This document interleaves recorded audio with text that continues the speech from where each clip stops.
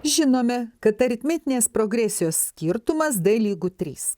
Reikia rasti šios sekos narių 34 ir 13 skirtumą. Na, pasinaudokime n-tojo nario formulę. N-tojo nario formulė sako, kad n-tasis narys yra pirmasis plus n-1 kart d. Tai reiškia, mūsų 34 narys būtų lygus pirmasis narys plus 33d. Na, o 13 narys būtų lygus pirmasis narys plus 12d. Tai jeigu mums reikia rasti skirtumą iš 34 nario atimu 13 narį, tai reiškia A1 plus 33d, aš atimu iš šios sumos A1 plus 12d.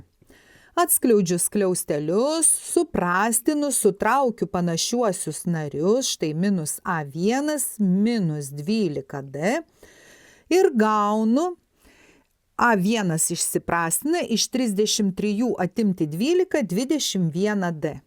Ir lygu, aš žinau, kad mano d yra 3, tai 21 kart 3 yra 63. Taigi atsakymas 63.